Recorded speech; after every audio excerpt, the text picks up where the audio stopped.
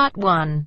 You will hear a telephone conversation between a woman who is selling some furniture and a man who is making inquiries about it.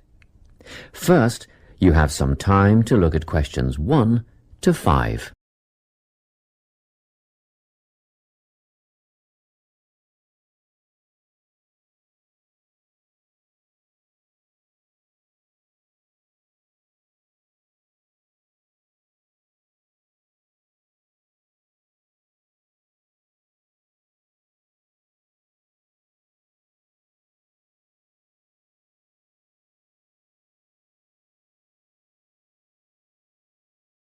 Listen carefully and answer questions 1 to 5.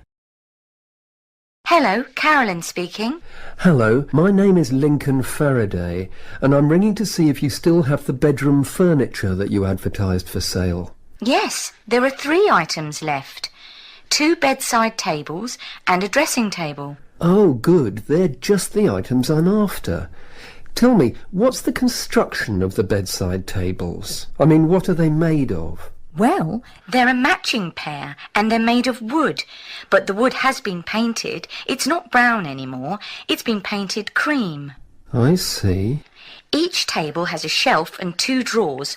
Oh, and the drawers have square brass handles. Quite modern and quite nice, really. And what about the dimensions? Well, each table is 50 centimetres wide. That's good. Much bigger than that, and they wouldn't fit beside my bed. I live in an apartment where the bedrooms are quite small. What I really need to know is how tall they are. You see, my bed's quite high.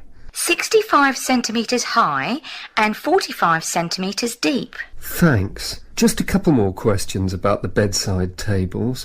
What condition are they in, and how much are they? They're in perfect condition. There isn't a mark on them. I had them painted professionally, you know, so the finish is much better than you'd normally expect. As for how much, I think £15 each would be fair, but I'll only sell them as a pair, so that's £30 all up. Before you hear the rest of the conversation, you have some time to look at questions 6 to 10.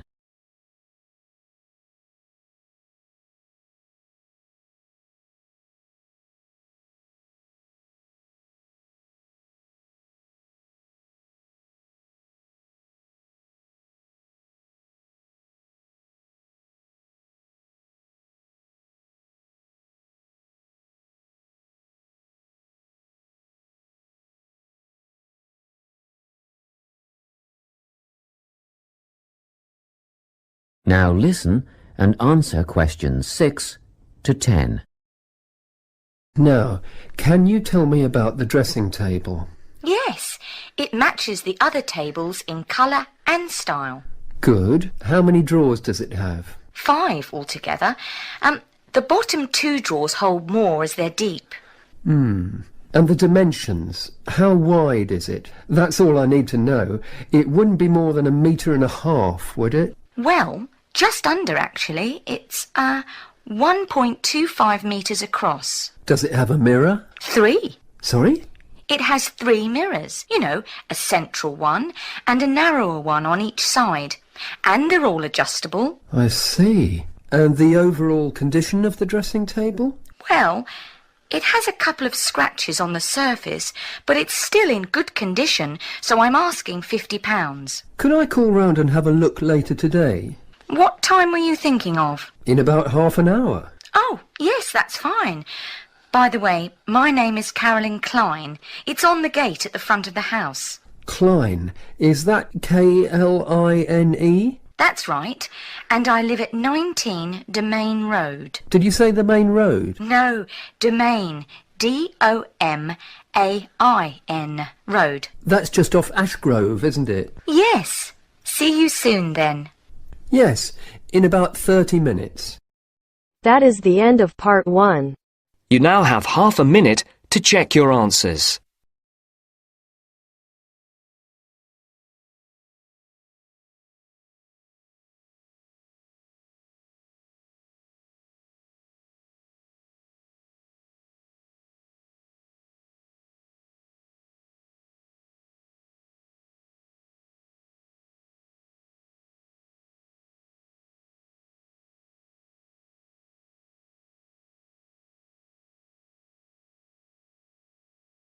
Now turns to part 2.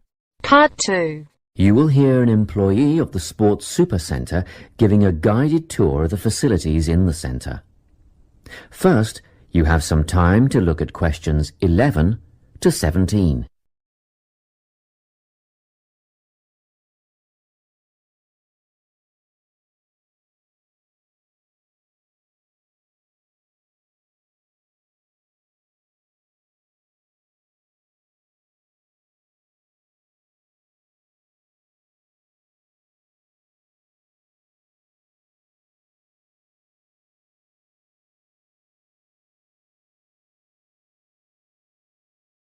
Listen carefully and answer questions 11 to 17.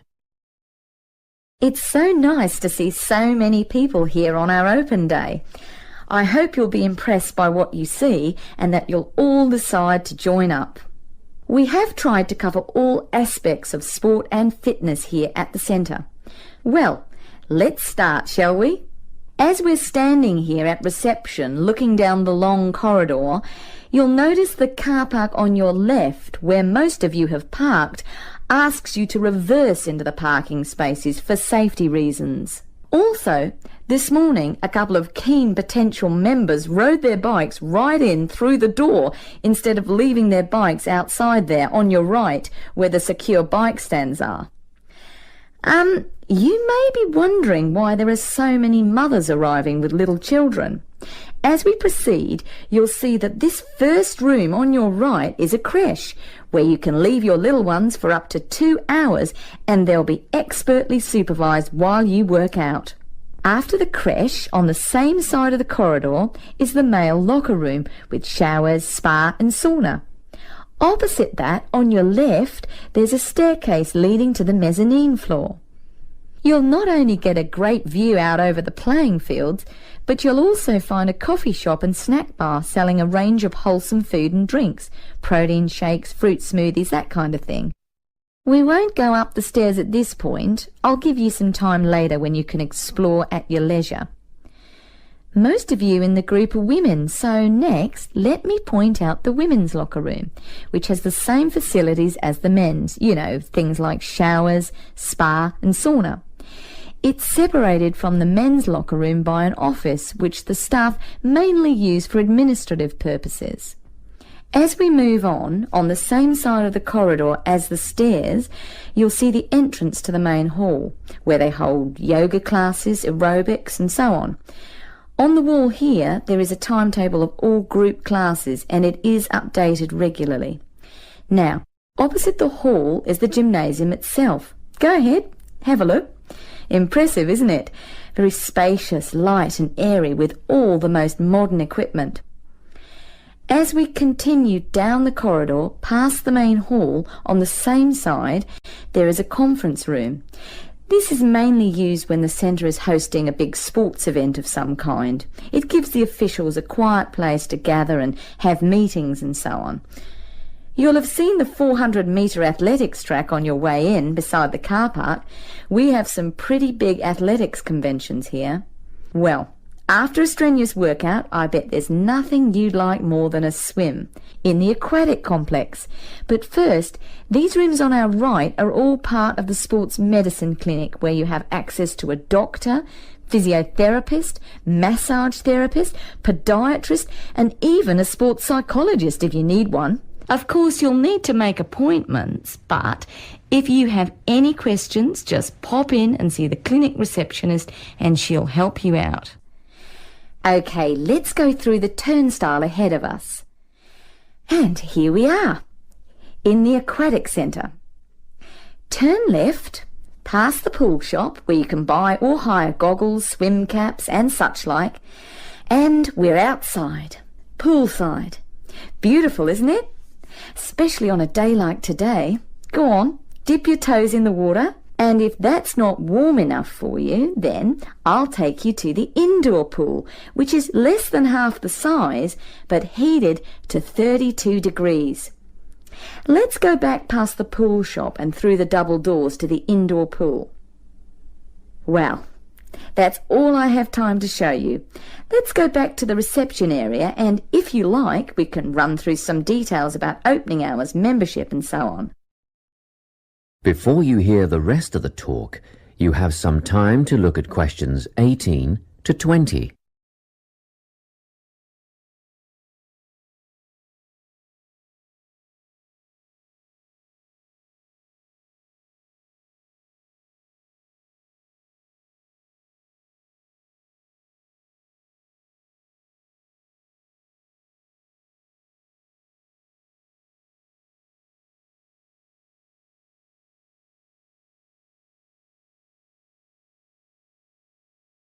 Now listen and answer questions 18 to 20. Now, in this brochure, you'll see the opening hours. The centre is open 7 days from 5 a.m. to 9 p.m. Monday to Friday, except for public holidays which follow Sunday's timetable. On Saturdays, we open at the same time as weekdays and close a little earlier. So that's 5 a.m. to 7 p.m. on Saturdays, and on Sundays everyone gets a sleep in. You can come in between 7 a.m. and 5 p.m. Membership fees cover access to the gym, group classes and the pool. But if you want to join a swim squad to train with a coach, you should inquire at reception for prices and timetables. In the gym, personal training is available from one of our dedicated team of trainers, and reception will have more information on who is free when and what hourly rates apply.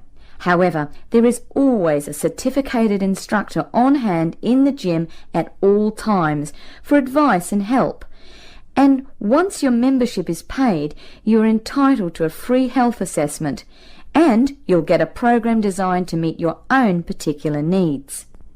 You'll need to book a time for this with the gym instructor. Now, if you're a mum or dad, remember you can leave your children in the creche. They take babies from 6 weeks old. Bookings are essential though, and you'll have to check the website for times and pricing. Members are also entitled to tennis lessons on a Tuesday or Thursday from 9 till 10:30, but bookings are essential, so ring Natalie. Her number is here in the brochure to reserve a place.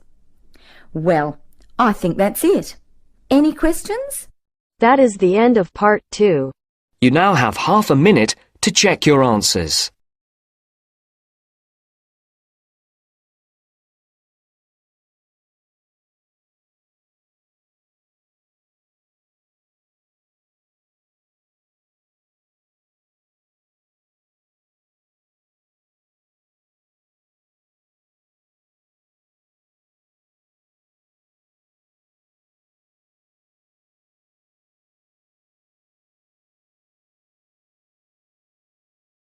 Now turns to part 3.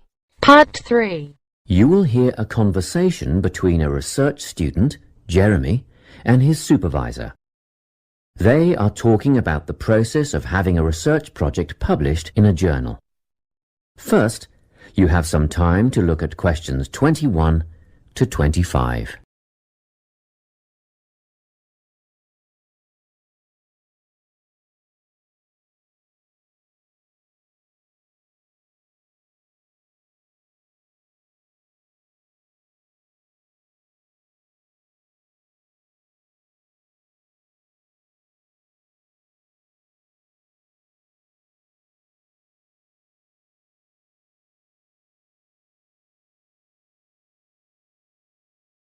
Listen carefully and answer questions 21 to 25.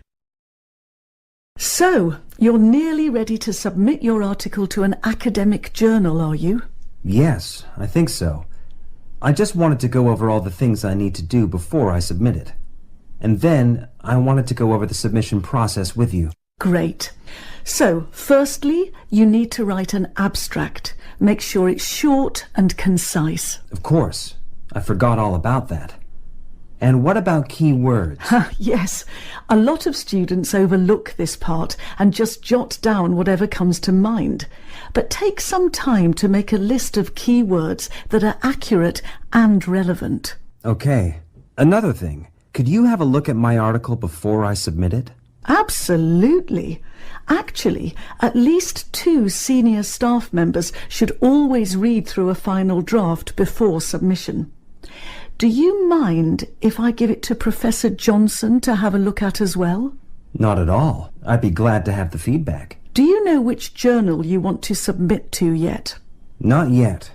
I have a short list of about 3 that I'm interested in. Make that decision soon, because you'll need to adjust your article so that it matches the style guide of the journal you are submitting to. I bet that can take a while. Yes, but after that you are just about ready to submit. One more thing, you'll have to sign the copyright form, just confirming that it's your own work, and then you're good to go. Before you hear the rest of the conversation, you have some time to look at questions 26 to 30.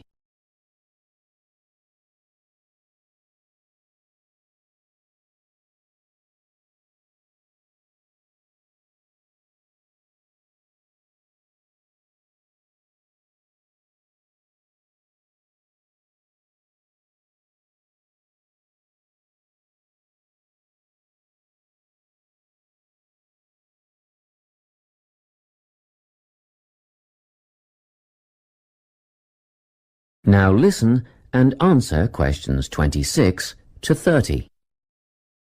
Now, the submission process. How does it work exactly? Well, the first thing is to just send it off. You've got to send in the manuscript before anything else can happen. Sure.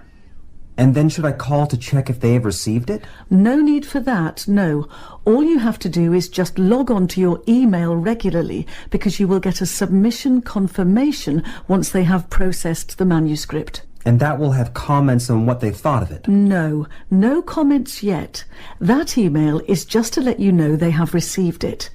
The next stage is what is known as peer review. This is when experts in the field review your manuscript and decide whether to accept it. They'll never accept me. I'm only a master's student. Don't worry about that, Jeremy. It's all done through a double-blind method.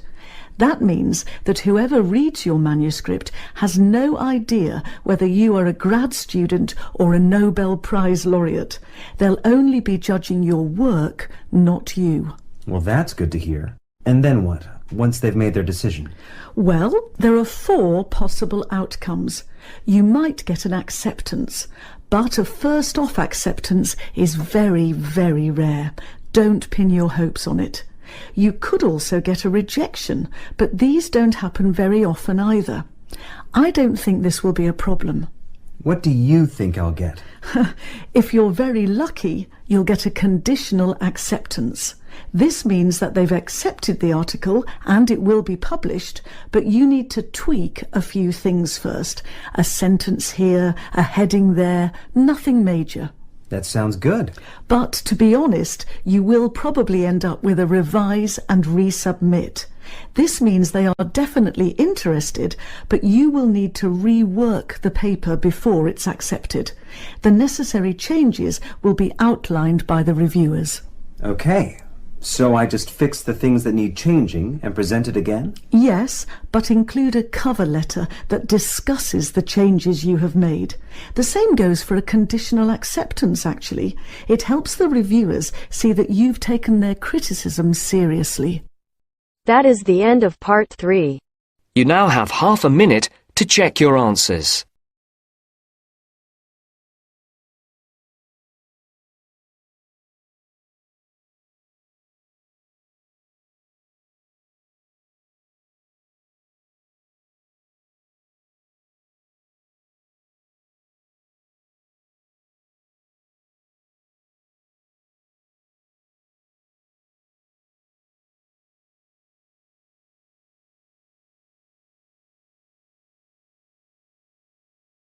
Now turns to part 4.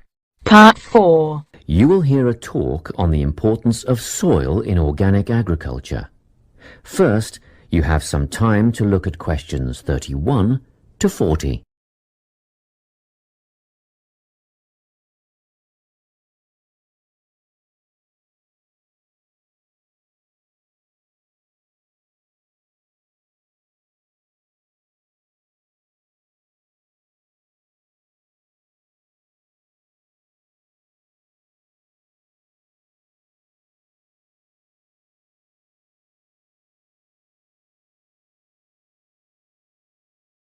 Listen carefully and answer questions 31 to 40. Welcome to this talk on soil science and organic farming. Dirt, soil, earth, loam, mud or dust, it doesn't matter what you call it, is of primary importance in the production of food and other crops. Most people think of it just as a substrate or medium in which plants grow, but it's more than that. It's actually a living entity. Or it should be if it's healthy, and human health is affected by the health of the soil.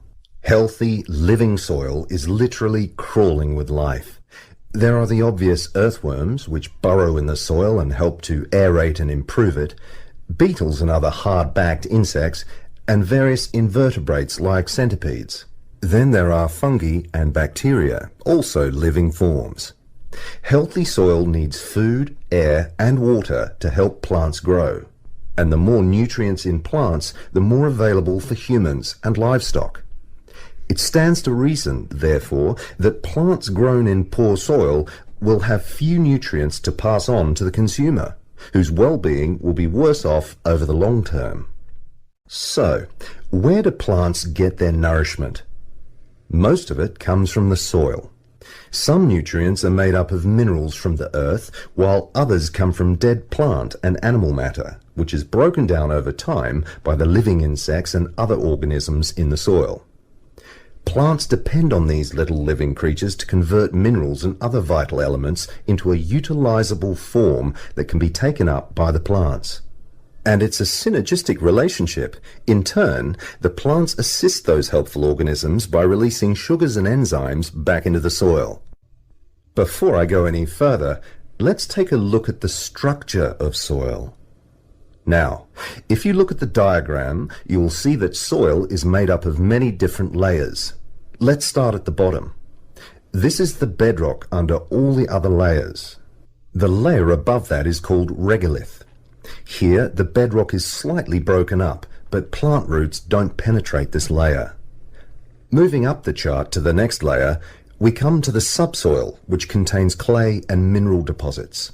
On top of that is the alluviation or leaching layer. This is quite light in colour and is mostly just sand and silt. As we get near the surface, we find the topsoil. You will hear a lot of talk about topsoil amongst farmers and other agriculturalists. It's the most important layer of all because it's where seeds germinate and roots grow. Now, at the top of the chart, you will see a comparatively thin layer. This is organic matter that is still in the process of decomposition. It mostly consists of leaf litter and humus. Just think of the surface of the forest floor, partly decayed leaves and twigs, that sort of thing. As you can imagine, good soil forms very slowly over time, but it can be lost very rapidly through erosion. And, in addition, soil quality can be affected by pollution due to anything from industrial waste to the artificial fertilizers used by conventional farmers, which have been shown to suppress the diverse life forms in the soil. This is why organic agriculture is the way of the future. Let's take a quick look at the conventional system, which is often based on monoculture, the production of a single large crop. It relies on chemicals for fertilizer and pest control. It is also becoming an increasingly common practice to use genetically engineered seeds. And more chemicals are used to control insects and fungi, which attack crops in storage and during transportation. Also, did you know that there is no requirement for conventional growers to maintain records of their production practices? Organic growers, on the other hand, choose the most environmentally friendly options for dealing with pests and disease problems, working towards prevention in the first place. Some of the strategies they employ include alternating the crops grown in each field, as opposed to monocropping. Because different plants add different nutrients to the soil, by rotating crops, the soil is naturally replenished. This can do away with the need for pesticides, because the problem insects' life cycles are naturally interrupted. Surrounding crops with green waste can not only conserve moisture in the soil, but it can prevent weeds from springing up, and it also feeds the beneficial microorganisms. When it's ploughed under, it feeds the soil by building more organic matter. Organic farmers often release beneficial insects as predators, which precludes the need for artificial pesticides. Animal manure, combined with green waste materials, correctly composted to kill pathogens and weed seeds, fertilizes the soil in a way that encourages life rather than suppressing it. And, by the way, use of manure in organic farming is highly regulated. In fact, all agricultural inputs are evaluated for their long-term effects on the environment, regardless of whether they are synthetic or natural. To sum up, organic farming is the only sustainable way of feeding the people on this planet and keeping both the planet and the people in good health. That is the end of part 4. You now have half a minute to check your answers.